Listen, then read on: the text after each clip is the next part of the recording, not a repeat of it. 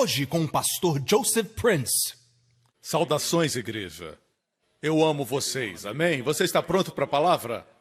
Vamos mergulhar no sacerdócio de Melquisedeque. Nós falamos a semana passada e eu disse que nosso Senhor Jesus Cristo foi declarado e proclamado pelo Pai.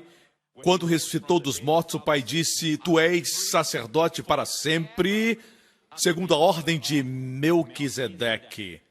Ok? E é interessante que Melquisedeque aparece 3 vezes em toda a Bíblia. Mas essa é a ordem do sacerdócio de Jesus. A ordem do seu sacerdócio não é levítica. Na Levítica você obedece e é abençoado, desobedece e é amaldiçoado. As primeiras palavras de Melquisedeque, quando ele encontrou Abraão, foram: bendito seja Abraão e bendito seja o Deus Altíssimo. Nenhuma maldição, somente bênçãos. Posso ter um amém? Quando Jesus foi assunto aos céus, ele tinha suas mãos levantadas, figurando a bênção sacerdotal sobre o povo. E a Bíblia diz que quando ele foi elevado, ele não subiu, ele foi elevado, como se ele não quisesse deixar de abençoar aqueles que ele amava. Como alguém que tem que sair e por isso tem que se despedir, ou quando você deixa o seu filho adolescente que está indo para a universidade, vai passar muito tempo fora, e alguém tem que tirar você ali do aeroporto. É difícil dizer adeus. Jesus estava sempre nos abençoando, ele foi levado de nós. E a Bíblia diz que ele é o sumo sacerdote para sempre, segundo a ordem de Melquisedeque. Ele aparece somente 3 vezes. Nos 5 livros de Moisés, ele aparece em Gênesis.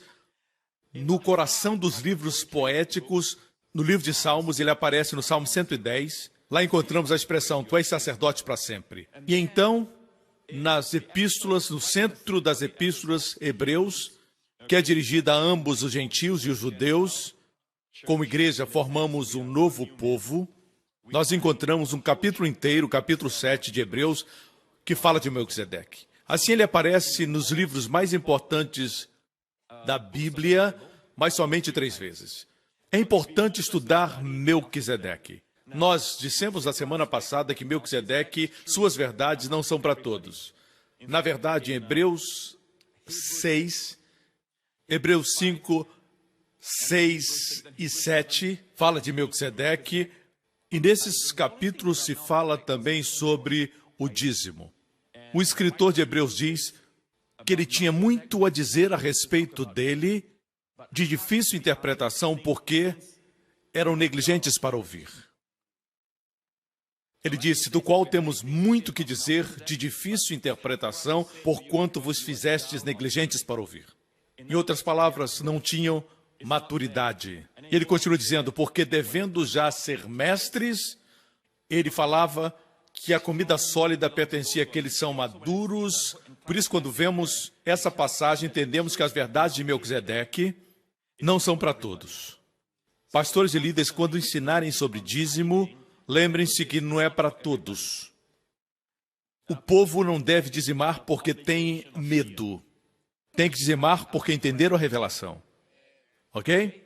Mas nós já falamos a semana passada sobre Melquisedeque e dízimo.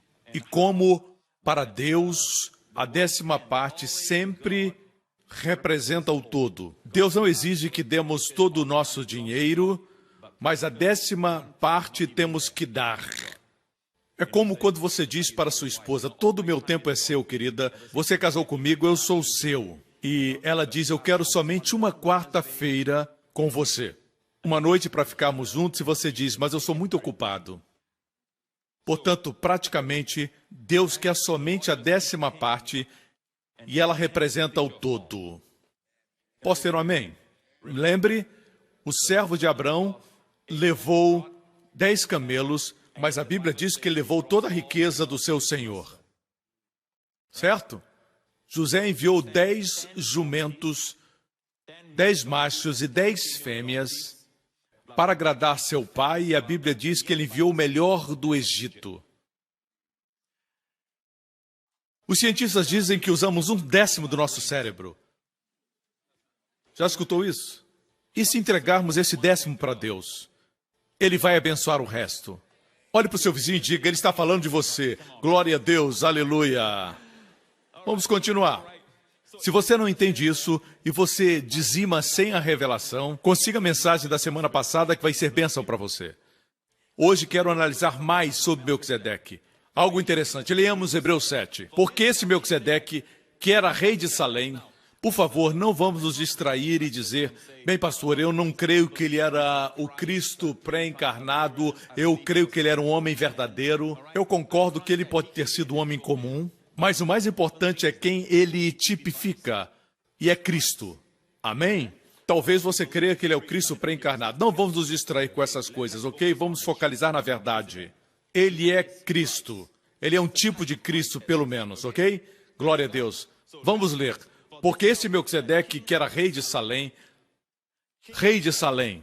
o antigo nome de Jerusalém, sacerdote do Deus Altíssimo e que saiu ao encontro de Abraão quando ele regressava da matança dos reis e o abençoou, a quem também Abraão deu o dízimo de tudo. Esse é o ensino do dízimo do Novo Testamento. Alguns dizem que o Novo Testamento não fala de dízimo. Consiga a mensagem da semana passada. Veja, o Espírito Santo diz isso, e primeiramente é, por interpretação, rei de justiça. Sempre que o Espírito Santo interpreta nomes têm significados, mas quando o Espírito Santo interpreta nomes para nós, ele está dizendo para nós, preste atenção nisso.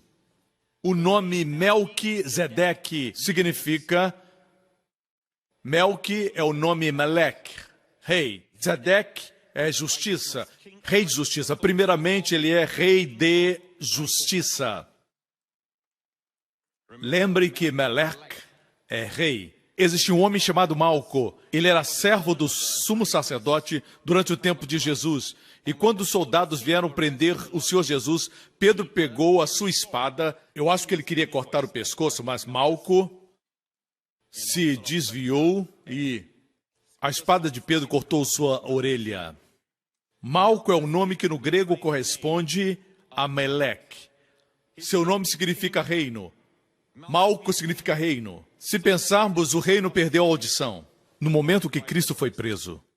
E desde então, Israel não pode escutar o Evangelho. Ficaram igualmente cegos. Mas um dia serão restaurados porque Jesus curou a orelha de Malco. Posso ter um amém? Os ouvidos do reino. Assim, a coisa mais importante aqui é que o Espírito Santo traduz para nós o nome Melquisedeque, rei de justiça, como se diz Michael Jackson, rei do pop. Concorde você ou não, ele é o rei do pop. Bem, o que quer dizer rei do pop? É porque ele entendia sobre pop muito bem. Ele dançava muito bem. Amém? Ninguém se aproxima dele no que se refere à música pop. Por isso ele era o rei do pop. Elvis era o rei do rock and roll. No golfe, Tiger Woods é o rei do golfe. Seja o que for, essas pessoas atuavam muito bem naquela área específica e compartilhavam com outros. Por isso ele é o rei da justiça. Ele sabe tudo sobre justiça e ele é o único que é capaz de dar justiça. Posso ter um amém? Certo? A justiça precisava vir primeiro, ou então não havia necessidade da expressão e depois. E depois, afirma a Bíblia, também rei de Salém, que é rei de paz. Primeiro vem a justiça e depois a paz. A palavra Salém ou Shalem, se você olhar no hebraico, significa paz, e como o Novo Testamento está no grego, a palavra aqui é Eirene. De Eirene vem o nome que é dado às mulheres, Irene, que significa paz. A Irene é a palavra grega, mas o hebraico é Shalom. Shalom é paz. É mais do que paz. Shalom literalmente vem da mesma palavra que significa rei da plenitude, rei das coisas completas, rei da perfeição. Vocês me escutam? Assim, primeiro é a justiça, como resultado temos saúde, plenitude, paz. Isaías 32:17 diz, e o efeito da justiça será paz, e a operação da justiça, repouso e segurança para sempre. Assim, A justiça deve vir primeiro, é por isso que eu sou tão forte em afirmar que a justiça de Deus é uma dádiva. Jesus disse, buscai primeiro sua justiça. Amém? Buscai primeiro o reino de Deus, e o reino de Deus não é comida ou bebida, mas justiça, paz e alegria. Buscai primeiro o seu reino, e todas as coisas vos serão acrescentadas. Nós usamos nossa fé para isso, usamos nossa fé para aquilo, e com o tempo a nossa fé é dissipada. Mas se você acordar e crer em Deus, que você é a justiça de Deus em Cristo, use sua fé para conquistar. E por que você precisa da sua fé para conquistar? Porque todos os dias os seus pensamentos vão dizer diferente, seus sentimentos vão dizer diferente, suas ações vão dizer que você não é justo. Por isso você tem que declarar que você é justiça pela fé.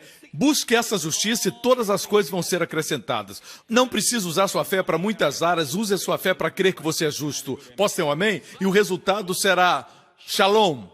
Amém? E Shalom, ele é o rei de Salém. Salém é muito interessante. É a palavra Shalem, que é grafada exatamente assim no hebraico. Essa palavra significa completa paz, como eu disse, mas também pagamento e recompensa. Algum tempo atrás eu fui a Israel, meus pastores agora já entenderam a respeito do que eu vou dizer. Quando vamos a uma loja, por exemplo, sempre disputamos quem é que vai pagar. Nós temos um certo egoísmo entre nós. Tentamos ganhar um do outro em amor. É um tipo de egoísmo. Todos querem dar mais. Eu sei um pouquinho do hebraico. Eu me lembro certa vez quando fomos a uma loja de sapatos, uma loja na Galileia. O pastor Lawrence e os outros pastores estavam lá, estavam buscando sapatos que queriam. Eu fui ao caixa e disse para aquele senhor, Anime Shalem. Anime Shalem quer dizer eu vou pagar. Ok? Não eles. Note que está presente a palavra Shalem. Anime Shalem. Anime Shalem quer dizer eu vou pagar. Shalem é a palavra de onde vem Shalom. De onde vem rei de Salem. A mesma palavra. Plenitude e paz. Por que também quer dizer pagamento? Por quê? Porque sem o pagamento na cruz, sem aquele pagamento, nós não podíamos ter plenitude, não podíamos ter paz. Não seríamos completos. Amém. Por isso que, desde o início, Deus escondeu nessa palavra Shalom a palavra pagamento. É uma palavra poderosa. Em Israel hoje eles dizem em hebraico um ao outro Shalom. Eles sempre dizem uns aos outros o dia do sábado, Shabbat Shalom. Amém. As mulheres falam cantando e elas dizem umas às outras. Quando se encontram, elas dizem Shalom. Elas falam cantando. Os homens dizem Shalom. Você lembra que a mulher sunamita, quando seu filho morreu, ela foi procurar Eliseu, e Eliseu fez a ela uma pergunta. Você lembra como ele fez a pergunta, como está o menino? O que ela respondeu? Na nossa Bíblia diz que ela respondeu, ele está bem. Mas no hebraico ela disse só uma palavra, Shalom. E o menino ressuscitou. Amém? Hoje as pessoas usam como um clichê, mas é importante entendermos que Shalom quer dizer foi comprado e pago para você e sua família. Posso ter um amém? Essa é uma grande verdade que vemos em Hebreus 7 sobre Melquisedeque. Primeiro que ele é rei de justiça e depois é rei de paz. Vamos à história do encontro de Melquisedeque com Abraão, porque Deus quer que entendamos algumas verdades. Esta mensagem hoje, eu não digo isso frequentemente, mas essa mensagem hoje pode significar vida ou morte. Literalmente. Na sua vida e na vida dos seus amados. Vou repetir. Escute com cuidado. Essa mensagem pode significar vida ou morte. Na semana passada falamos do dízimo, certo?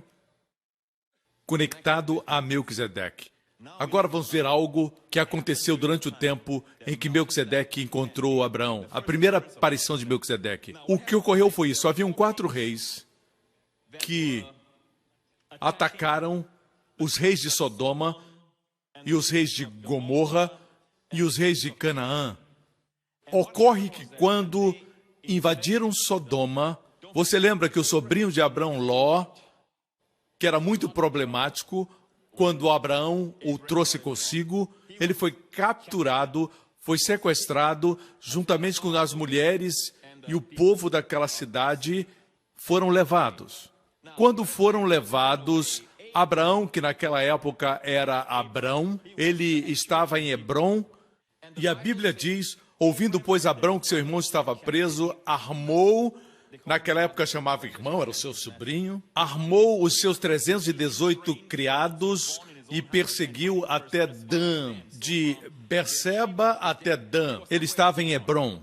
Ele foi para o norte. Pense a distância que ele percorreu. Ele subiu e cruzou Jerusalém, foi entre as montanhas de Gerazim e Ebal e subiu até Dan, no norte. E foi mais adiante, próximo versículo, e dividiu-se contra eles de noite, ele e os seus criados, e os feriu e os perseguiu até Obá, que fica à esquerda de Damasco. Já estava na Síria. Raramente falamos dessa parte de Abraão, mas ele era um guerreiro. Imagine 4 reis de diferentes países invadem sua terra e os reis de Canaã foram levados cativos, eles foram derrotados. E ele tomou seus 318 servos e derrotou os 4 reis. Tem que ter sido Deus. Esse era o lado guerreiro de Abraão, mas foi Deus que lhe deu a vitória, e ele foi até Damasco. De Hebrom a Damasco, no norte, são 153 milhas. Lembre-se que eles tiveram que regressar.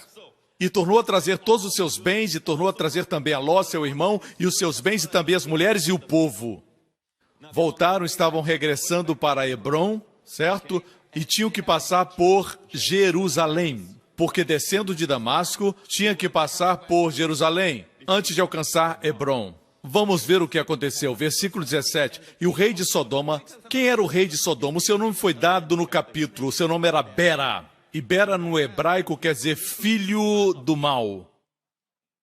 Filho do mal. E a propósito, quando ele estava sendo perseguido, juntamente com o rei de Gomorra, eles estavam na região do Mar Morto, e ambos caíram num poço de betume. Poço de betume. Lá tem muito, como areia movediça, mas cheios de betume. São escuros e fumegantes, e ambos caíram dentro. Quando ele saiu, alguém o resgatou. Sua primeira paragem provavelmente foi Jerusalém. Você imagina ele chegando todo coberto de piche, como uma gaivota coberta de óleo, na praia, com a aparência de um demônio que saiu do poço do inferno. E o seu nome, Bera, significa filho do mal. Ele era o rei de Sodoma, ou seja, ele era o rei de tudo que é mal. Ele era o mestre do mal e sabia como dar. E ele saiu ao encontro de Abraão, no vale de Savé, que é o vale do rei, depois que voltou de ferir Quedorlaomer e os reis que estavam com ele. E Melquisedeque, rei de Salém, trouxe pão e vinho, e era este sacerdote do Deus Altíssimo. Falamos isso para mostrar a você algo, certo? A Bíblia diz que quando Abraão regressou, é claro que ele estava cansado, não esqueça que foi uma jornada de 153 milhas. Ainda teve o caminho de retorno, ele tinha muitas responsabilidades agora, porque tinha que cuidar das mulheres, das crianças e do povo que havia resgatado, além de Ló. Chegando a Jerusalém, a primeira pessoa que veio encontrá-lo foi o rei de Sodoma. Mas, ao mesmo tempo, rapidamente, Melquisedeque o interceptou. Veja bem, seus momentos mais escuros, seus maiores desafios, acontecem depois de uma grande vitória. Muitas vezes, depois de uma grande vitória, nós nos sentimos, nós somos imunes, nós somos fortes, aleluia. O acampamento foi maravilhoso, estudamos a palavra de Deus, aleluia. Agora eu não caio, acaba caindo. Não vou mais brigar com a minha mulher. Vocês brigam, ela joga você no chão. E você tem que bater pedindo arrego. E você não entende porque depois de uma grande vitória isso acontece. Certo? Eu estou falando com alguns de vocês. Isso é verdade. Depois de uma grande vitória, você acha que você é forte. Depois da viagem a Israel, você volta, você estuda a palavra, examina a palavra. Você está tão crente que até a natureza fala com você, os ventos, tudo fala com você. Não é verdade? E, mesmo assim, algo acontece e você cai. Por quê? Bem, o exemplo está aqui. O rei de Sodoma veio, o diabo sempre vem após sua grande vitória. Agora sabemos como acontece, portanto, tenha cuidado depois de uma grande vitória. Vou repetir. Depois de uma grande vitória, muitos deixam de orar. Pelo menos se ajoelhe e agradeça. Quando você receber uma grande vitória e ninguém estiver naquele quarto de hotel, se ajoelhe, ore ao Senhor e agradeça. E louve aquele que fez tudo por você. É para o seu bem, não para o bem de Deus que você deve fazer isso. Dê a Ele todo louvor e toda glória. Não pense que foi você.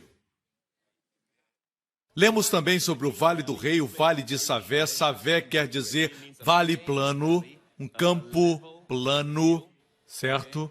Uma planície, é isso que significa Savé, mas é o Vale do Rei. No Antigo Testamento é chamado Vale do Rei porque eu vou mostrar onde ele estava localizado, certo? Isso me fascinou. Estudando alguns anos atrás, eu descobri que, na verdade, esse vale está entre o Monte Moriá e o Monte das Oliveiras. O lugar onde Jesus agonizou, o Jardim do Getsemane. E esse vale é conhecido também como Vale de Sidrom ou de Jeosafá. O rei Jeosafá, esse é o Vale do Rei. Vocês me escutam? O Vale do Rei. Você se lembra de Absalão, o filho de Davi? Uma história muito triste. Se rebelou contra seu pai e morreu pendurado, suspenso entre os céus e a terra. É a pior das mortes, é como se o céu não quisesse recebê-lo e a terra também não o quisesse. De certa forma, a cruz era uma morte similar. A pior das mortes. Pendurado, suspenso entre os céus e a terra. E ele fez isso por nós. Porque ele nos ama. Leiamos 2 Samuel 18:18. E Absalão, quando ainda vivia, tinha tomado e levantado para si uma coluna que está no Vale do Rei. Dizia, filho nenhum tenho para conservar a memória do meu nome, e chamou aquela coluna pelo seu próprio nome. O pilar de Absalão. Se você for ao Vale de Sidrom, vai encontrar um monumento chamado o pilar de Absalão, o monumento de Absalão.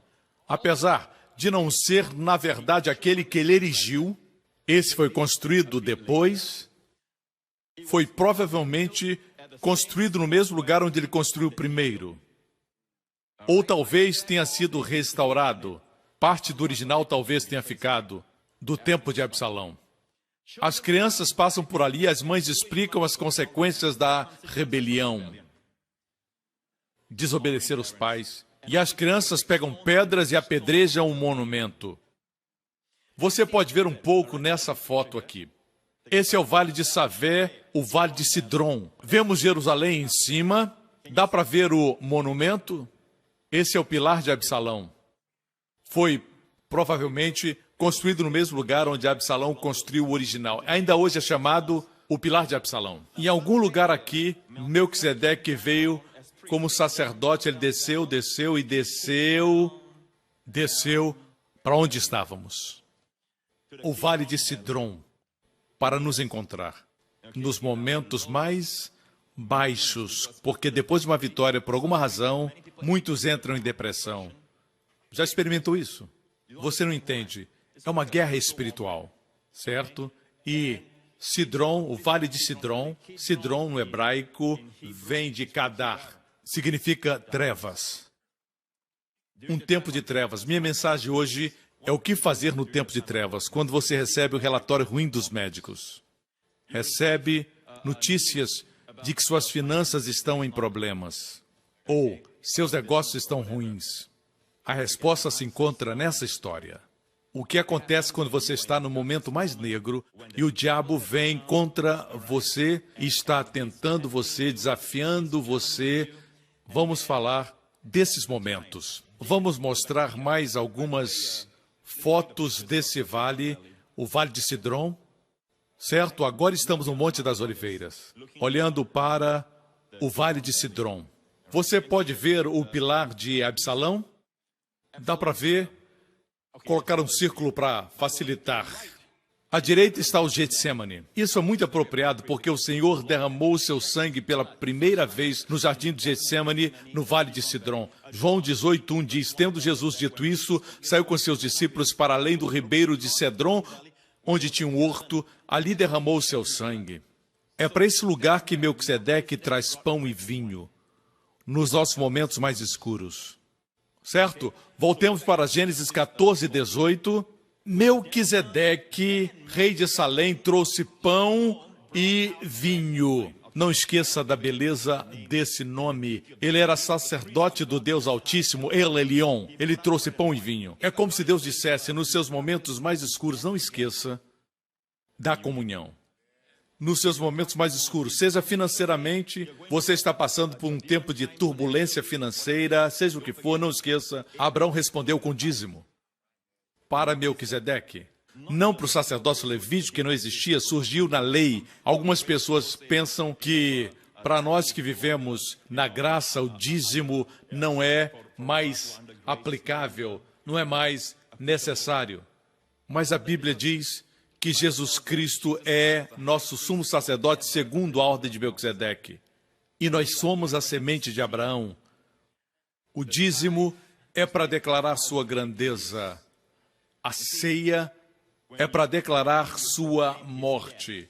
Quando dizima, proclama que ele está vivo, Hebreus 7. Aqui, na verdade, recebem dízimos homens que morrem, mas ali os recebe aquele de quem é testificado que vive.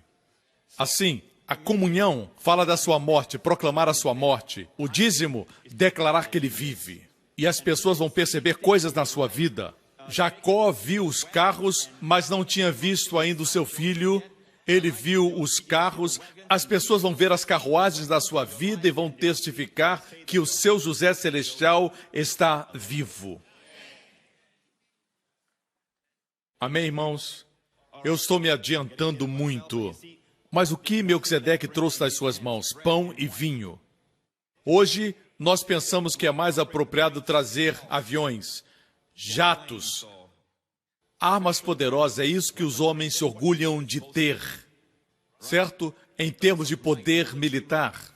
É assim que um país tenta dominar o outro país, ou tenta intimidar um outro país. Mas esse sumo sacerdote trouxe a maior arma: pão e vinho. Abraão estava cansado, ele tinha vindo de uma batalha, agora ele é revigorado com o pão e com o vinho. Não somente isso, essa é a primeira vez que Melquisedeque aparece. Vamos ver quais foram as palavras da sua boca, versículo seguinte. E abençoou Abraão e disse: bendito. Primeira palavra, bendito. Não esqueça que o ministério de Jesus é abençoar. E você não pode participar da ceia sem perceber seu favor, sua bondade. A ceia é chamada de Eucaristia, porque a Bíblia diz que quando Jesus Cristo deu graças pelo pão e pelo vinho, a palavra dar graça é a palavra Eucaristia. No grego, eu é bom, caris é graça. Juntas significam dar graças. A definição do comentarista Thayer é pensar no favor de Deus. Quando receber a comunhão, tenha em mente que foram seus favores. Não participe legalisticamente. Não participe como se fosse mágica. Participe com inteligência espiritual. Participe com revelação. Quando dizimar, dizime entendendo os seus favores na sua vida. Foi Ele que lhe deu a vitória. Foi Ele que deu a prosperidade. Alguns anos atrás, um rapaz veio para esta igreja, ele conseguiu um emprego. Eu o conhecia há muitos anos, mas ele conseguiu um emprego na área de vendas. Em um curto período de tempo se tornou o melhor vendedor, depois se tornou gerente. Num período bem curto, ele mudou sua personalidade, se tornou orgulhoso. Um dia ele veio a mim, tentando me impressionar, ele veio e disse, Pastor Prince, o senhor prega sobre favor? Eu não estou muito seguro, pastor, estou um tanto quanto confuso. Eu estou confuso com as coisas que têm acontecido na minha vida, eu fui promovido outra vez, Pastor Prince. E eu não sei se é o favor de Deus ou se é porque trabalho duro. Então me diga, é o meu trabalho duro ou é o favor de Deus? Ele disse, eu estou confuso. Eu disse, eu vou parar sua confusão rapidamente. Eu disse, me dê sua mão. Ele disse, por quê? Vou orar por você. Eu vou orar para que no próximo mês, durante todo o mês, eu vou pedir que Deus retire todo o seu favor e sua intervenção e sua proteção para que você saiba no final do mês se era você ou se era Deus. O que você acha? Me dê sua mão, eu vou orar. Ele disse, não, pastor, eu só estava perguntando, só estava fazendo uma pergunta. E ele começou a dançar com Michael Jackson. Aleluia! Queria que você visse como ele se esquivou. Você quer que eu ore para você saber? Existem pessoas que trabalham duro, mais duro do que você, sem resultados. Lembre-se do Senhor, seu Deus. Porque Ele que dá a habilidade para adquirir riquezas, para que não diga, foi o meu poder. Lembre-se sempre do seu poder. A Bíblia diz, e abençoou e disse, bendito seja Abrão pelo Deus Altíssimo, o possuidor dos céus e da terra. Ele é o possuidor dos céus e da terra. E bendito seja o Deus Altíssimo. Ele abençoou Abrão e abençoou Deus, que entregou os teus inimigos nas tuas mãos. Ficou bem claro, não foi Abraão. Abraão, com somente 318 soldados, enfrentou 4 reis. Um era o rei do Irã. Seu nome antigo era Elão. E como resposta, ele deu o dízimo de tudo, Maaser, em hebraico, Maaser, lembre disso. E o rei de Sodoma disse para Abraão, dá-me a minhas pessoas. Não é interessante? Quando você tem um encontro com o rei, você leva algo para o rei. Você traz flores ou traz um presente. Traz um relógio, traz algo. Essa é a norma quando se encontra reis. Reis não dão nada, você dá ao rei, você entende? Ele é o único rei que vem trazendo algo. E você recebendo.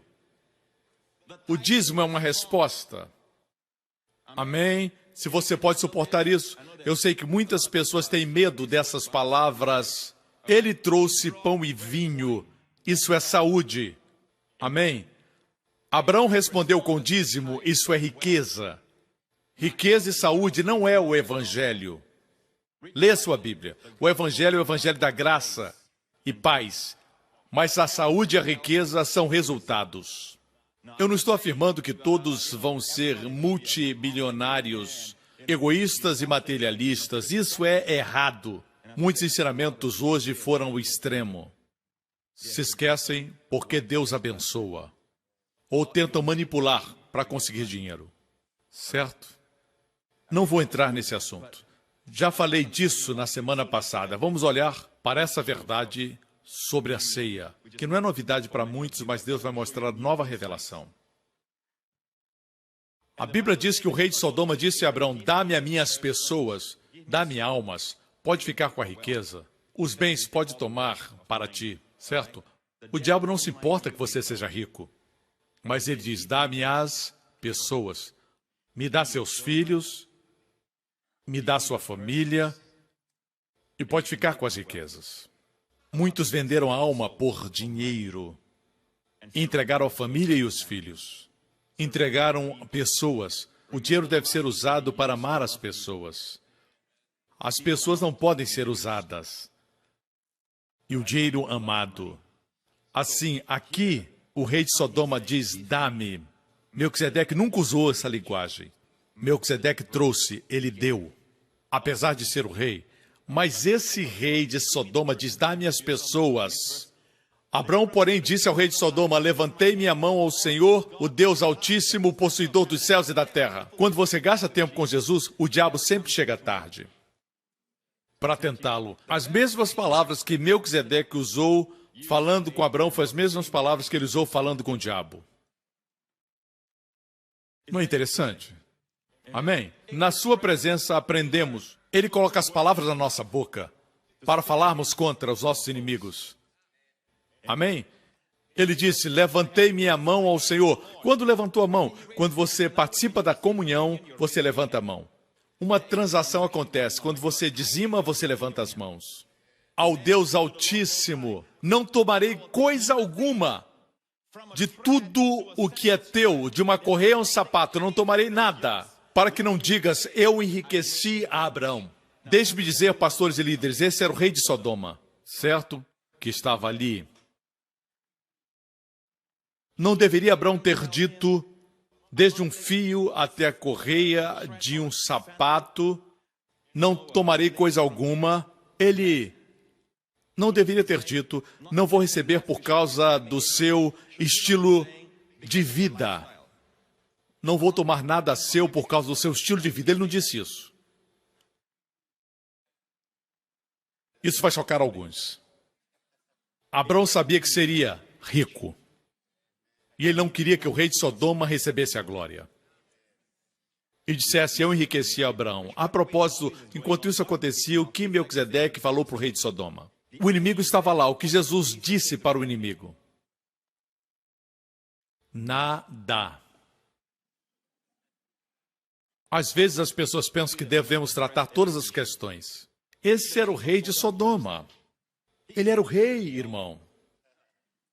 Mas Jesus não disse para ele nada. Ignorou a questão, que era muito importante. Mas Jesus tratou como se não existisse. Estou abençoando, não me distraia. Quanto a nós, se estamos recebendo a bênção, não nos distraiamos. Aqueles que têm ouvidos para ouvir, escutem, pastores e líderes, certo? Essa é uma palavra propícia para este momento, no mundo que vivemos. Muitos querem que você trate essa questão, aquela questão. Jesus não tratou essas questões. Ele as ignorou. Uma das formas mais fortes de resistir é ignorar. As mulheres sabem disso. Quando elas ignoram, você se sente, vem cá, fala comigo, diz alguma coisa. Quando elas ficam quietas, fica difícil. Verdade. Certo, irmãs? Do que o senhor está falando, pastor Prince? Algumas se recusam a responder. Isso é interessante. Abraão sabia que seria rico. A palavra é Asher. Nós vimos, momentos atrás, a palavra Maaser. O hebraico, como sabemos, se lê da direita para a esquerda. Asher quer dizer rico. Ain, Shin, em Reish. Maaser é só colocar o men na frente. A riqueza está no dízimo. Mas não estou pregando sobre o dízimo. É só para mostrar para você que a mesma palavra, Maaser, no mesmo capítulo, envolvendo Abraão e Melquisedeque, quando fala enriqueci, a riqueza está no dízimo. Voltando para Gênesis 14, nós temos a dádiva da ceia. Deixe-me dizer algo a respeito do pão e do vinho. A forma como fazemos o pão é que tomamos o trigo e debulhamos os feixes de trigo, certo? Depois adicionamos a água e o trigo é batido de novo. Você tem que bater, amassar. Eles usavam o punho naquela época. Foi isso que aconteceu com nosso Senhor Jesus. Quando foi preso, no Getsemane ele foi batido. Para nos dar pão, para nos nutrir, ele foi batido. Ele foi socado, ele foi amassado para que se tornasse o pão da vida. Como temos o vinho, da mesma maneira, o vinho é tirado da videira. Você tem que tirar as uvas e depois tem que pisar sobre elas. Você tem que amassá-las. Ele foi pisado, amassado, para que se tornasse vinho para nós. Para fazer o vinho, precisa o processo de fermentação. De onde vem o fermento? Ele não tem fermento. O fermento simboliza o mal. Mas para conseguir o vinho, o suco de uva precisa ser fermentado. O fermento veio de nós. Ele fez isso por nós. no momento que ele nos abraçou, seu sangue puro se tornou vinho, porque lavou todo o nosso fermento. Assim, o pão e o vinho são amassados. É uma figura da cruz. Sem ela não teríamos nem o vinho, nem o pão. Vocês me escutam? Deixe-me dizer isso para você. Jesus, essa é uma verdade difícil para muitas pessoas entenderem. Depois de multiplicar os 5 pães e os 2 peixes, Jesus estava em Cafarnaum. Alguns de vocês já estiveram lá, estavam na sinagoga.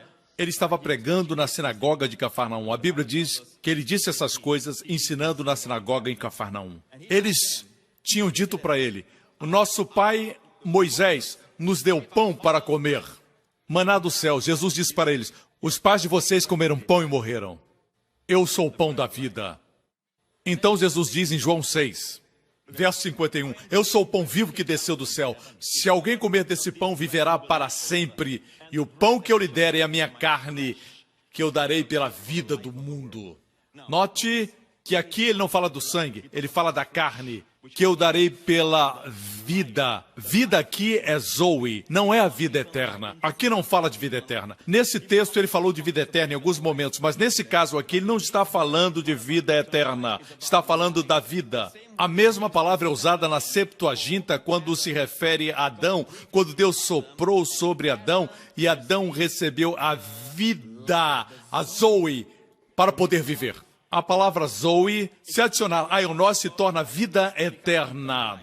Mas sem a ionós, significa saúde, vida, plenitude. Toda parte em você que está enferma, doente, fraca, é porque a vida não está fluindo. Sempre que participa do corpo de Cristo, ele disse: o pão que eu vos dou é a minha carne, que eu darei pela vida, pela saúde do mundo. Verso 55. Porque a minha carne verdadeiramente é comida e o meu sangue verdadeiramente é bebida. Verdadeiramente quer dizer, de fato, quando você participar do pão e do vinho, não pense que vai acontecer uma transubstanciação, que vai se transformar literalmente no corpo e no sangue de Jesus. Não, isso é simbólico. Vocês me escutam? Mas existe poder quando recebemos com revelação. Esse é o meu corpo, esse é o meu sangue, disse o Senhor. Quando participa, as virtudes do corpo de Jesus são liberadas para você. Eu darei pela vida do mundo, disse Jesus. O que ele disse? Vejamos. Quem come a minha carne, bebe o meu sangue, permanece em mim e eu nele. Versículos antes ele disse: se alguém comer desse pão, viverá para sempre. No grego, aqui, a palavra comer é diferente, estio. Essa palavra pode ser usada de forma genérica. Eu como de Cristo todo dia. Eu concordo com esse termo. Muitas pessoas pensam que tudo nesse capítulo fala de estio, que é comer, comer espiritualmente. Mas aqui Jesus muda a palavra da forma genérica, que pode ser usada espiritualmente, para uma palavra que significa mastigar, morder.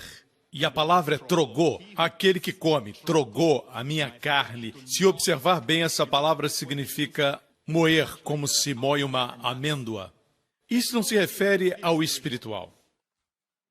A aplicação não tem como ser espiritual. Nesse capítulo ele usa estio de uma forma genérica. Quem comer da minha carne tem vida eterna. Aqui ele usa estio, mas nesse texto específico aqui, a palavra é trogô e ele está falando da comunhão. O fato é que muitos evangélicos acham que esse texto não fala da comunhão. Fala de se alimentar espiritualmente de Cristo. Não, isso também é ensinado nessa passagem. Mas Jesus usa 2 palavras para propósitos diferentes. Um fala de alimentar-se espiritualmente, quer receber Jesus Cristo. Temos vida eterna porque nos alimentamos dele, confiamos nele, amém? Por outro lado, quando ele fala quem come a minha carne e bebe o meu sangue, permanece em mim e eu nele, é um outro significado. Quem come a minha carne, bebe o meu sangue, permanece em mim e eu nele. Eu já tinha observado que João, quando usa a expressão permanece em mim e eu nele, essa palavra permanece, se o ramo não permanecer em mim, não pode fazer nada. Você já leu isso? E nós perguntamos como é que podemos permanecer. A palavra permanecer, menô, é a mesma palavra usada aqui. Permanece, menô. A mesma palavra. Isso nos diz que quando participamos da ceia, permanecemos nele. O tempo verbal aqui é o ativo, quer dizer, nós o manifestamos. Ele permanece em você de forma prática e você nele.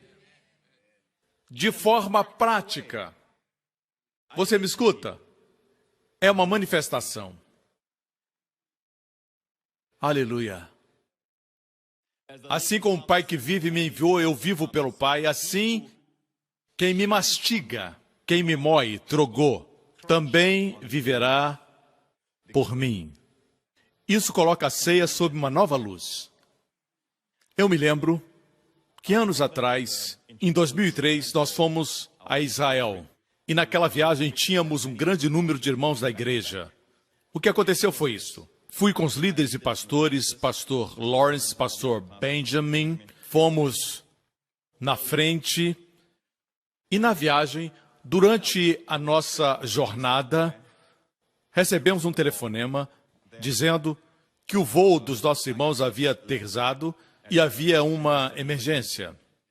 Uma moça chamada Zuan, que na época era recém-casada, ela teve um desmaio. Espumava pela boca. Os médicos disseram que ela sofreu uma trombose grave. Já ouviu isso? É a formação de um coágulo de sangue. Os paramédicos haviam chegado e a verdade é que ela morreu. Seu coração parou. Eles a ressuscitaram.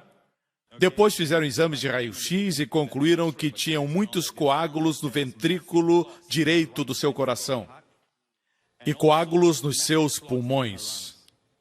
E os doutores disseram que ela não ia sobreviver. Eles disseram que ela não sobreviveria. Além disso, tinha passado muito tempo sem oxigênio no cérebro. Foi isso que nos disseram. E eu estava numa distância muito grande de Tel Aviv. Estávamos no meio da nossa viagem. Assim, eu disse para os pastores que devíamos ir visitá-la. E fomos para lá e meu amigo israelita Samuel Smajá estava lá e ele conseguiu os elementos para celebrarmos a ceia, certo? Fomos para o hospital de Tel Aviv e quando chegamos lá, e em função da gravidade do seu caso, ela já estava inconsciente por 6 dias. Nós estávamos distantes quando isso aconteceu e eles oraram por ela. O marido dela e o grupo de oração orou por ela, mas não houve resultado, seu estado piorou e ele já estava em coma por 6 dias. Quando chegamos no hospital, no 4º ou no 5º dia, o senhor falou comigo. Não é necessária a presença do pastor Prince. Você não precisa de um pastor. Estávamos distantes e os grupos tinham líderes e eles sabiam orar. Às vezes eu temo que você pense que é no nome de Joseph Prince que as coisas acontecem. Não é. Olhe para mim, olhe para mim. Você está falando sério? Olhe para o pastor Lawrence, por favor. Mas é o nome de... Aqui na igreja nós temos grupos que são liderados por pastores, por diáconos, por outros líderes, por cuidadores, por crentes que sabem como orar em nome de Jesus. Assim, quando chegou no 5º dia, eu creio, eu concluí que não havia resultados, ela estava ficando pior. Eu senti o Senhor me dizer que deveria celebrar a ceia com ela. Assim, meu amigo Samuel trouxe os elementos da ceia e nós fomos lá. Alguns pastores, entre eles o pastor Lawrence. Nós entramos e o quadro era muito desencorajador. Ela estava inchada, muitos tubos saíam da sua face, nariz e boca. E o pastor Lawrence me disse que ele teve muita dificuldade de ver aquela cena. Ele fechou os olhos durante a oração. Todos nós tivemos comunhão. Celebramos a ceia ao redor dela e declaramos que pelo corpo ferido de Jesus, vida seria liberada a ela. Foi isso que fizemos, tivemos a ceia. Não expulsamos demônios, nada disso. Não estou dizendo que isso é errado, mas nós somente tivemos a celebração da ceia com ela. E continuamos nossa viagem, porque ela já estava inconsciente há 6 dias. Nós ouvimos que no dia seguinte, no próximo dia, ela acordou. Então, eles fizeram exames e não encontraram nenhum traço de coágulos. Veja, isso está registrado no meu livro, O Poder da Santa Ceia. Hoje ela é uma mulher feliz, é mãe de 2 crianças. Você sabe o que ela fez depois disso? No próximo dia ela se levantou e a primeira coisa que ela disse é que queria continuar a viagem. Depois de ter alta do hospital, depois de fazer os exames, ela se uniu ao nosso grupo seguinte. O primeiro lugar que visitou foi o Jardim do Túmulo. Amém. Incrível, senhora. No ano seguinte, ela fez outra viagem a Israel. Certo? Eu gostaria que todos os casos fossem dramáticos, mas deixe-me dizer isso. Muitas vezes, quando participamos da ceia, participamos debaixo de uma pressão. Porque lemos Marcos 11:24. Crede que o recebereis e tê-lo-eis. Isso é bom, mas muitas vezes coloca pressão sobre as pessoas que creem não ter fé suficiente. Graças a Deus por esse texto, mas Deus tem outras formas de entregar. E uma das formas é esta. Alguém pode se submeter a uma operação cirúrgica e crer que Deus vai abençoar e tudo vai sair bem. Alguns participam da ceia e quando fazem isso, creem que estão melhorando, sendo curados. Essa é para mim uma das melhores formas para ser curado. O evangelista John G. Lake diz que essa é uma das melhores formas de receber a cura. Por alguma razão, ele diz que é melhor do que a cura instantânea. Muitas vezes, esse tipo de cura produz na pessoa caráter, ao passo que alguém que recebe cura instantânea pode voltar à sua vida mundana. Isso disse esse evangelista. Para mim, as curas que eu já experimentei não foram instantâneas. Você já me ouviu compartilhar que eu tinha uma doença de pele na minha costa já por muito tempo. Eu tinha manchas que pareciam um mapa mundial nas minhas costas. Isso é porque eu tenho uma visão mundial muito grande. Você entende? Não era algo muito bonito. Todas as vezes que exercitava ou jogava futebol, isso ficava muito pior. E eu olhava no espelho e via aquele mapa. Não sei se dava para ver Singapura, mas tinha alguns países lá. Quando ceava, eu orava por isso. E este é um exemplo que ilustra, no meu caso, eu não sei quando eu fui curado. Um dia, mudando de roupa, eu ouvi uma voz. Quando você muda de roupa, você não olha para as suas costas. Alguns de vocês olham. Oh, eu também sou bonito de costas. Certo, sempre olhamos para frente, mas eu não sei quando aconteceu. Ouvi uma voz dizendo, olha para suas costas. E eu olhei para as minhas costas e as manchas desapareceram. Eu tinha isso há muitos anos. Por anos. Todas as manchas sumiram. Não sei quando aconteceu. Eu pensei, será que são os suplementos que eu estou tomando? Depois eu parei e disse, não. Espera aí. Eu participei da ceia. A propósito, se você toma remédios, continue tomando seus remédios. Seus remédios funcionam melhor com a ceia. Muitas pessoas valorizam mais os remédios, valorizam mais a radiação, do que valorizam um pedacinho de pão e um cálice de vinho. E dizem, o que isso vai fazer? Não entendem que é Deus escolhendo as coisas fracas do mundo para confundir as fortes como o câncer. Essa é a forma de Deus agir. Especialmente porque lembram a Deus do seu Filho. Como ensinamos o dízimo, lembra a Deus do seu Filho. Cristo, as primícias. A ceia também lembra a Deus do seu Filho. Jesus disse, fazei isso em memória de mim. Amém? Fazei isso em memória de mim. Vou compartilhar algo que recebi não muito tempo atrás. É o testemunho de Aaron Henrique, de Texas, Estados Unidos. Em meados de 2012, minha visão se tornou turva e em dias eu não podia mais enxergar imagens numa televisão de 52 polegadas, nem ler um texto no meu telefone. Um oftalmologista disse que eu tive deslocamento de retina e eu tinha que ter imediatos cuidados ou poderia ficar cego. Eu saí da cidade onde trabalhava durante o verão e voltei para a casa da minha mãe em Dallas. Os oftalmologistas disseram para minha mãe que eu não podia ser atendido porque não tinha seguro. Minha mãe apresentou ao Senhor e pediu que o Senhor abrisse portas. Na manhã seguinte, uma clínica cuja consulta era difícil ligou dizendo que havia uma consulta disponível naquela semana. Me submeti a muitos testes no hospital e o senhor me abençoou e eu vi os melhores doutores. As retinas de ambos os olhos estavam deslocadas. E eu me tornei oficialmente cego aos 35 anos. Me disseram que eu nunca teria mais uma visão normal. O laudo dizia que os meus olhos tinham tudo fora do lugar. Nada estava onde deveria estar. Os médicos não conseguiam me explicar por quê. Foi um tempo difícil, eu precisava ajuda para subir uma escada ou atravessar uma rua. Me sentia melhor num quarto escuro, mas isso me fazia depressivo. Eu sentia que queria morrer. Os médicos prescreveram muitos remédios, disseram que eu tinha que usar para o resto da vida e eu não podia mais dirigir ou trabalhar.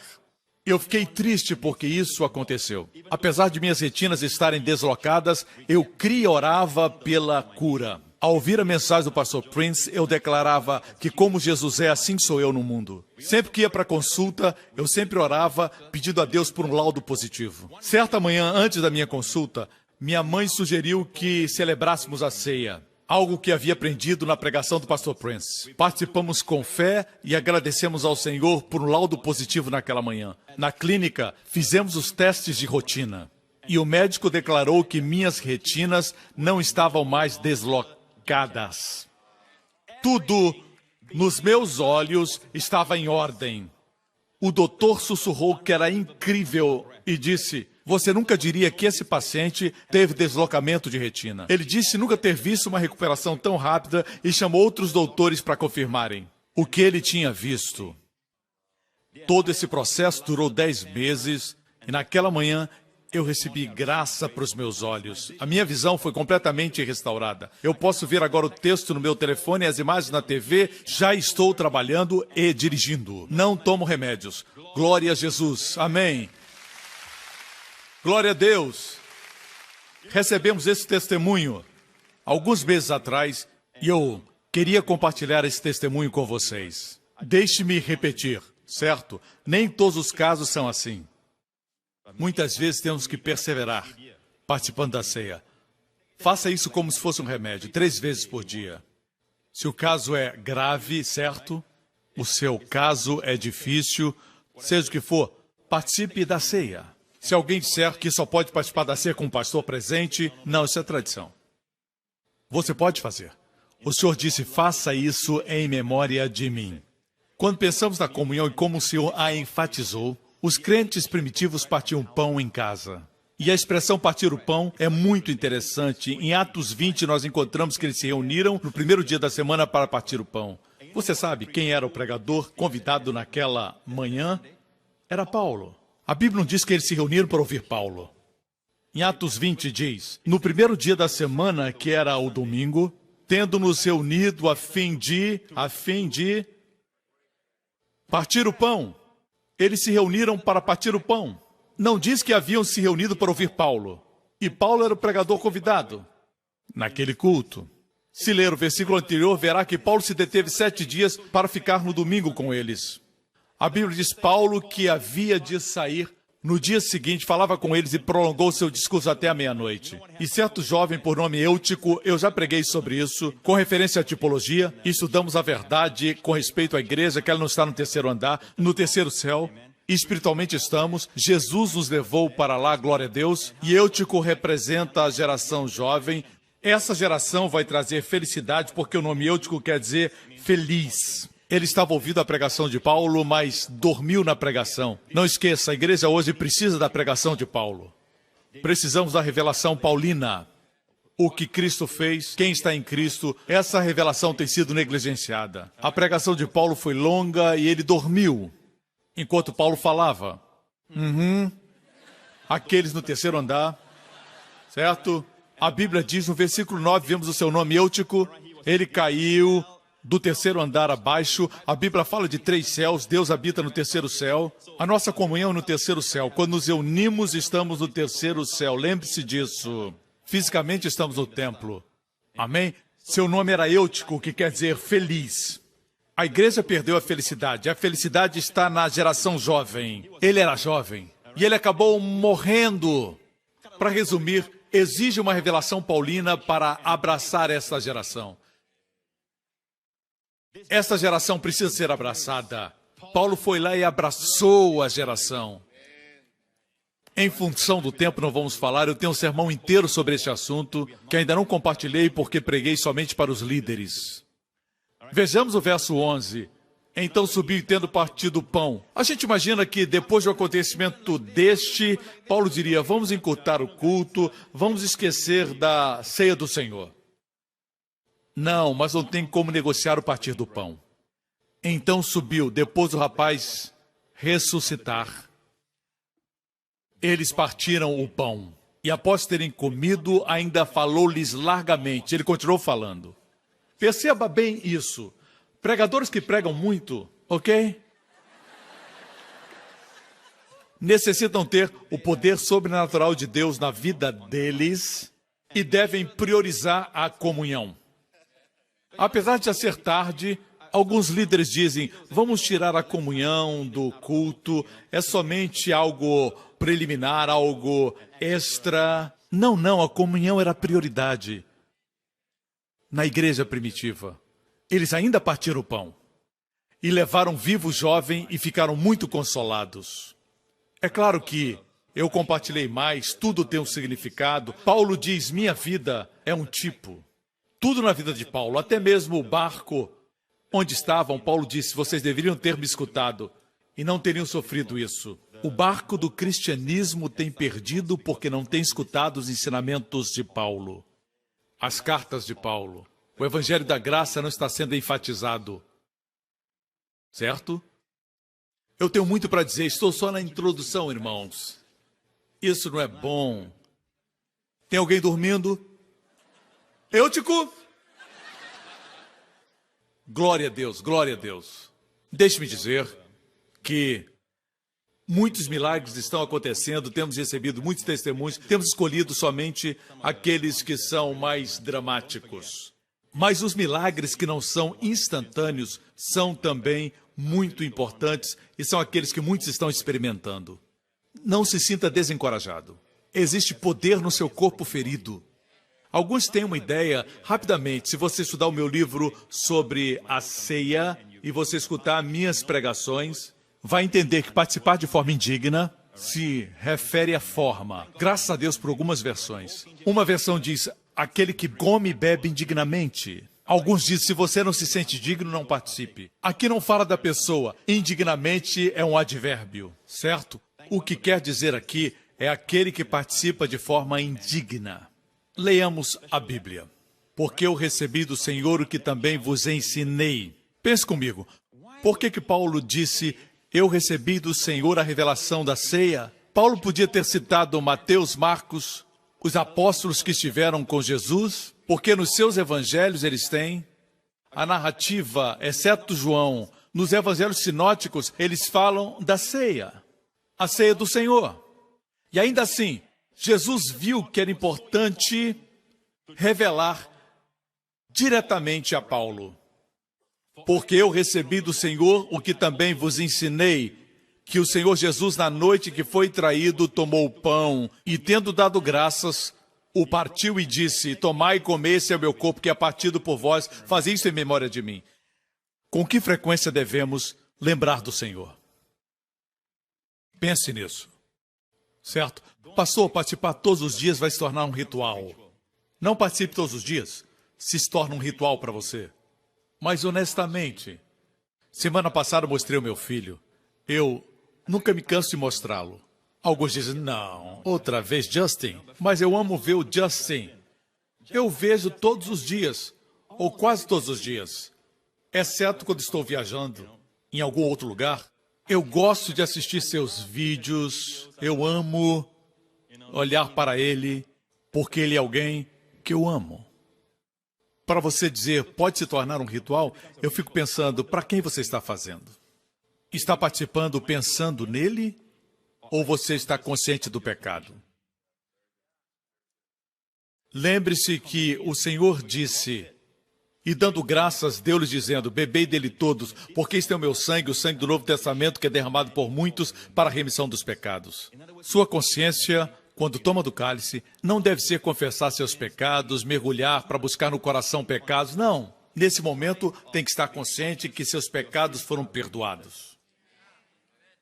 Isso é participar dignamente. Voltemos a 1 Coríntios 11. Vejamos, verso 25. Está escrito, semelhantemente também depois de cear, você conhece essa parte, vamos para o versículo 26. Porque todas as vezes que comerdes este pão e beberdes este cálice, anunciais a morte do Senhor até que venha. Sempre que alguém matava uma oferta e oferecia ao Senhor no altar, a vitória era conquistada. Favor demonstrado no Antigo Testamento. Os filisteus se aproximavam. Israel clama ao profeta Samuel. Ele pega um cordeiro desmamado, sacrifica. Deus troveja dos céus e desbarata os filisteus. Proclamamos a morte do Senhor. Sempre que proclama a morte do Senhor. Amém? Seu inimigo que o está atacando naquele momento é derrotado. Sempre que você come, você anuncia. Porque o que come e bebe indignamente, de forma indigna, em outras palavras, quando você come e bebe, tenha certeza que você come e bebe sabendo que no seu corpo ele levou suas enfermidades. Isso é comer dignamente. Quando participa do cálice, tem que estar consciente de que ele levou seus pecados. Mas se participa consciente das suas enfermidades, isso não é comer dignamente. Se você participa consciente do pecado, procurando no coração pecados, confessando pecados, isso não é comer dignamente. Você se torna culpado do corpo e do sangue do Senhor. Você me escuta? Tudo está no meu ensinamento, mas veja aqui, não discernindo o corpo do Senhor. Não discernindo o corpo do Senhor. Por causa disso, há entre vós muitos fracos e doentes e muitos que dormem. Nós não queríamos, mas muitos estão fracos e doentes na igreja. Muitos estão doentes, muitos fracos e muitos que dormem. Morrem antes do tempo. Por esse motivo, por não discernir o corpo do Senhor. A palavra discernir é diacrino, que quer dizer fazer a diferença. Distinguir entre o cálice e o pão. Não misturar os dois. Estou falando com outras pessoas, vocês sabem a diferença. Distingua bem, o corpo foi quebrado para a sua saúde, para a sua cura. Amém? O sangue foi vertido para a remissão dos seus pecados. Faça a diferença. Não discerniram sangue? Não, aqui diz que eles não discerniram o corpo. A igreja de Corinto, quando se reunia, esquecia o propósito da comunhão. Eles se embebedavam, comiam o pão. Perderam o propósito, bebiam, era como se estivessem num happy hour. Perderam o propósito. Por isso diz a Bíblia que eles não discerniam o corpo de Cristo e foram julgados com o mundo. Certo? Existe um julgamento para esse mundo e a Bíblia diz que quando você faz isso, você bebe o julgamento. E aqui se refere ao julgamento da doença. Não é algo agradável quando somos disciplinados por Deus, mas Deus nos corrige como corrigiu a igreja de Corinto, para que não sejamos condenados com o mundo. E o contexto aqui, quanto à condenação do mundo, não é ir para o inferno, aqui diz respeito às enfermidades, fraqueza e à morte prematura. Está dando para entender? Uma coisa a mais. As pessoas dizem, pastor, não discernir o corpo não se refere ao corpo de Cristo? Já ouviu isso antes?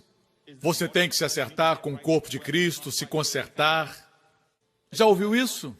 Vocês são abençoados, a maioria nunca ouviu, ok? Mas a minha pregação é para o mundo inteiro. Você precisa entender que muitos têm essa ideia. Uma senhora veio a mim e disse, pastor, o senhor não acha que o corpo aqui é o corpo de Cristo? Precisamos nos consertar com a igreja. Eu sou a favor de estarmos em bom relacionamento com a igreja, nos perdoando. Amém? Por isso pregamos o amor de Deus e a graça. Nós amamos porque Ele nos amou primeiro. Mas o corpo de Cristo aqui se refere ao seu corpo literal. E o fato é que o versículo que faz com que as pessoas tenham essa ideia errada, um entendimento falso da comunhão, está no capítulo anterior. Porventura, o cálice da bênção que abençoamos não é a comunhão do sangue de Cristo? O pão que partimos não é, porventura, a comunhão do corpo de Cristo? Querido, se entender o que está dizendo, será abençoado. Todas as vezes que você pega o corpo de Cristo e pega o cálice, participa dos benefícios do corpo e do sangue. A palavra comunhão significa compartilhador, participante. Verso 17. Esse é o versículo que traz muita confusão. Porque nós, sendo muitos, somos um só pão e um só corpo, porque todos participamos do mesmo pão. Está vendo, pastor Prince? Nós somos parte de um só pão. Se nós partimos o pão, lembre-se, nós estamos quebrando o corpo de Cristo. Nós estamos, na verdade, discernindo o corpo. É isso que 1 Coríntios 11 se refere. Mas é isso que diz. Porque nós, sendo muitos, somos um só pão e um só corpo, porque todos participamos do mesmo pão. Participamos uns dos outros? Vou mostrar no grego. As traduções que nós conhecemos não são muito claras. A NVI é boa, a Almeida é boa, a Amplificada é boa. Vamos ver na Almeida corrigida. Porque nós, sendo muitos, somos um só pão. Quem é esse pão? Jesus. Sendo muitos, somos um só pão e um só corpo, porque todos participamos do mesmo pão. Não fala aqui de participarmos um dos outros, irmãos. Sim, somos o corpo de Cristo, mas no contexto da ceia, não participamos uns dos outros. Participamos do corpo de Cristo. Até o cálice é o cálice do seu sangue. Foi o seu corpo que levou nossas enfermidades, doenças e dores. Amém? Tem abençoado vocês? Vamos ler mais um testemunho que recebemos recentemente. Chegou recentemente em nossas mãos. Essa pessoa conta algo que aconteceu em agosto de 2014, envolvendo seu pai, Daphne, de Taiwan. Ela escreveu assim: em outubro de 2013, meu pai se submeteu a 4 grandes cirurgias em 6 semanas, na coluna, no coração, câncer na bexiga e operação de próstata. Com 85 anos, ele tinha 85 anos, só a graça de Deus para suportar aquelas 4 cirurgias. Tentando se recuperar mais rapidamente, ele tomou muitos remédios e teve que ser levado para o hospital. E ele ficou cada vez mais fraco. Em agosto de 2014, meu pai foi para a UTI devido a um excesso de remédios. Seus sinais vitais caíram para o 0. Não tinha pressão arterial, não respirava e não urinava. Ele foi reanimado e ligado às máquinas para que pudéssemos vê-lo pela última vez. Antes disso, eu havia começado a escutar as mensagens do pastor Prince ensinando a respeito da ceia. Também estudei história da igreja e teologia. E eu orei a Deus para que eu pudesse somente ter contato com o evangelho não adulterado. Eu examinei os ensinos do pastor Prince e ouvi seus sermões por muitos dias. Fiquei maravilhada com o evangelho da graça. Percebi uma grande diferença entre o que havia ouvido e a mensagem gloriosa da graça. Voltei da minha viagem dos Estados Unidos e decidi tomar a ceia com meu pai, apesar de ele estar inconsciente. Veja como ela fez. Porque ele não tinha funções renais, ele retinha os líquidos e por isso estava muito inchado. Eu li para ele o Salmo 91 e participei da ceia pegando um pedaço de algodão, embebido em suco de uva e molhando os seus lábios. Passei farelos de pão nos seus lábios, significando que ele estava comendo o corpo de Cristo. Decidi participar da ceia todas as vezes que o visitava. Ela não podia visitá-lo todo o tempo. Sempre que podia, ela participava da ceia com ele. Jesus é fiel à sua aliança. Depois da primeira ceia, ele expeliu 500 miligramas de urina. As suas funções renais recobraram. Na segunda ceia, sua pressão arterial foi restaurada. Não precisava mais ser reanimado com injeções. Na primeira e na segunda visita, não a permitiam visitar com frequência, mas quando ela ia, ela levava a ceia. Na terceira ceia, já podia respirar sozinho. Seus sinais vitais foram estabilizados na quarta ceia. Foi um milagre que veio pouco a pouco. Eu amo isso. Os médicos disseram que meu pai ficaria em estado vegetativo por ter passado muito tempo em coma. Mas nós oramos para que sua mente, suas emoções e razão fossem restauradas. Na sexta ceia, ele abriu levemente os seus olhos. Na sétima comunhão, ele foi capaz de abrir completamente os seus olhos e mexer a cabeça. Na oitava ceia, ele acordou completamente. Então ele começou a sofrer de hemorragia interna. Isso foi um contra-ataque. Muitas vezes, quando começa a melhorar, o diabo contra-ataca. Assim como fez o rei de Sodoma. depois de uma grande vitória.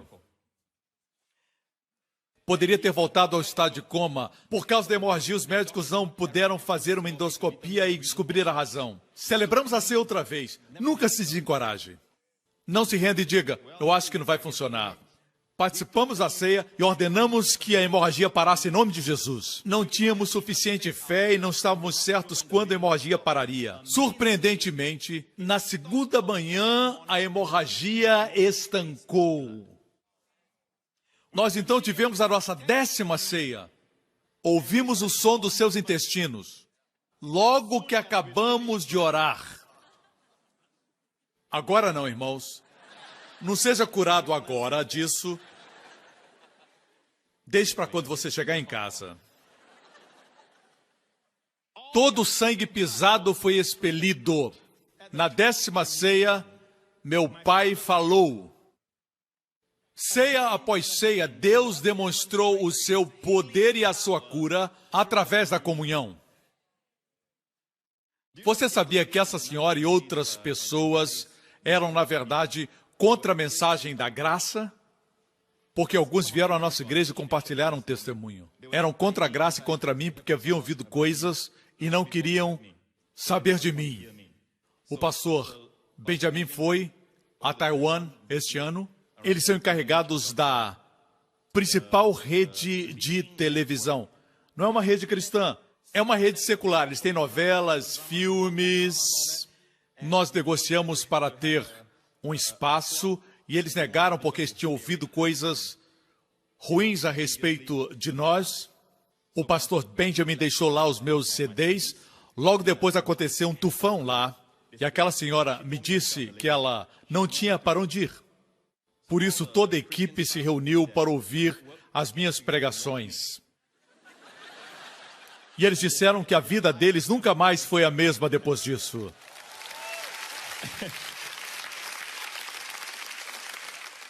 Meu pai ainda estava na UTI quando eu e minha irmã participamos da ceia e pedimos ao Senhor que desse ao meu pai bons dias sem enfermidade. 3 dias depois, sua saúde melhorou substancialmente. Ele pôde se sentar numa cadeira de rodas e tomar ar fresco fora do hospital. Ele teve alta depois de 50 dias no hospital. Acabamos de celebrar seus 86 anos no seu restaurante favorito. Até o médico do meu pai admitiu que sua recuperação foi um milagre. Glória ao nome de Jesus, amém. Glória ao Senhor, aleluia. O Senhor é tão bom, nós lhe damos louvor. Bendito seja o seu nome, Jesus.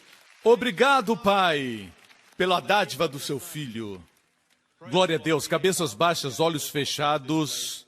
Amigo, antes de sair, o grande Melquisedeque, nosso Senhor Jesus, tem suas mãos estendidas na sua direção. Porque assim como caiu maná todos os dias, existem bênçãos semanais. Por essa razão, a igreja se reunia para partir o pão no primeiro dia da semana. Eu vou orar por todos vocês, concluindo esse culto, para que as bênçãos e a divina proteção, que sem elas não podemos viver, proteção divina, proteção sobrenatural, nos dias em que vivemos. Agora, amigo, onde você estiver, essas são as boas novas. Deus poderia ter desistido da criação e criado uma nova espécie de homens, se Ele quisesse, mas Deus não quis. Apesar de sermos barro quebrado, destruído, machucado, Ele nos ama. A Bíblia diz que Ele nos amou tanto que enviou o seu Filho para um propósito: morrer por nossos pecados. E aprendemos hoje que não somente isso, mas Ele levou as nossas enfermidades. Quando Cristo levou os nossos pecados em seu corpo na cruz, o que Ele fez satisfez Deus plenamente, que nunca mais Deus vai questionar o pecado do crente. O que Ele fez na cruz satisfez plenamente, que Deus faz justos todos os que creem no seu filho. Amigo, foi isso que o sangue de Jesus fez. Não foi um sangue qualquer que foi derramado. O sangue dos milhões de touros, cabras e ovelhas não podem se comparar com uma gota do sangue do Filho de Deus. E porque seu sangue foi derramado, a justiça de Deus foi satisfeita. As exigências de sua santidade foram cumpridas. Deus não pode e não irá condenar ninguém que crê em Jesus. Mas, ao invés disso, Deus dá a essa pessoa justiça. Deus a concede uma posição perfeita com ele. Isso mostra que o sangue de Jesus satisfez a Deus em nosso favor. Você pode dizer hoje, pastor, ore por mim. Eu quero colocar minha confiança em Cristo. Eu quero receber o perdão de todos os meus pecados. Eu quero saber que Deus é meu Pai. Eu sou seu filho. Eu quero conhecer sua paz, que vem depois que Deus me faz justo. Ore por mim, pastor. Se esse é você, onde você estiver, assistindo esse programa, faça essa oração do seu coração, repita depois de mim. Diga, Pai Celestial, eu creio que Jesus Cristo é o Filho de Deus. E por causa do seu amor, o Senhor não quer que ninguém se perca. O Senhor enviou seu Filho para morrer na cruz por meus pecados. E porque seu sangue foi derramado, fui feito justo através do sangue. O Senhor o ressuscitou dos mortos, como uma proclamação de que o que ele fez satisfez seu coração em meu favor. Jesus Cristo é meu Senhor. Em nome de Jesus. Amém. Amém. Fique de pé. Glória a Deus, amigo. Se você fez essa oração, você agora é uma nova criação. As coisas velhas se passaram e tudo se fez novo no seu interior. Muitos serão também renovados no exterior. Continue vindo e ouvindo a palavra de Deus. Não é a religião, é a palavra do Pai que ama você. Isso é oposto ao curso natural. Amém? Por isso precisamos aprender. Graça não é natural, a lei é natural. Amigo, levante as suas mãos nesse lugar, nessa próxima semana. Veja o Senhor Jesus com as suas mãos estendidas para abençoá-lo. Eu estou o representando, mas é Ele que abençoa. O Senhor abençoe você com as bênçãos do Pai Abraão, as bênçãos de Deuteronômio 28. Deus abençoe o seu entrar e abençoe o seu sair. Abençoe os seus filhos, o fruto do seu corpo. Abençoe a sua saúde. O Senhor o abençoe grandemente. O Senhor guarde e preserve, protegendo seus filhos de perigos, de males, durante essa semana, de toda enfermidade e doença, dos poderes das trevas e do homem mau. O Senhor proteja você do vírus da ebola. Só Ele pode fazer isso. O Senhor guarde você de todo mal. O Senhor faça a sua face brilhar sobre você, seja favorável para com você. Que você encontre o favor de Deus durante essa semana, onde quer que vá. Que o Senhor levante a sua face sobre você e os seus amados e conceda a você e a sua família sua maravilhosa Shalom, paz. No nome de nosso Senhor Jesus. Amém. Amém. Amém. Eu amo vocês. Até a próxima. Obrigado.